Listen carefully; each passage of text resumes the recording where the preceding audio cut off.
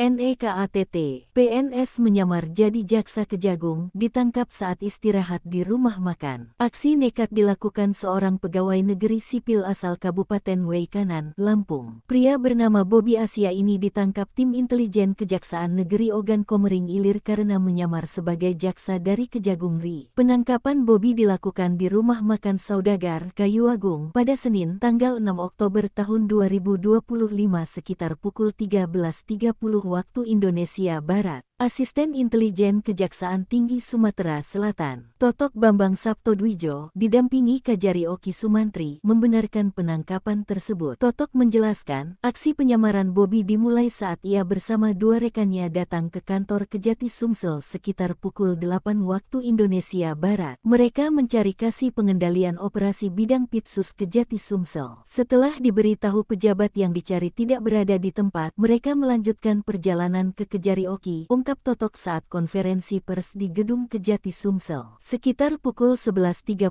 waktu Indonesia Barat, Bobby tiba di Kejari Oki mengenakan seragam lengkap kejaksaan, lengkap dengan pin jaksa, pir persaja, dan pangkat jaksa madya. Kepada petugas, ia mengaku sebagai jaksa dari Jaksa Agung Muda Intelijen Kejagung RI. Sesampainya di Kejari Oki, Bobby meminta bertemu dengan sejumlah pejabat termasuk Kajari Oki, Kasipidum, Kasih Intel,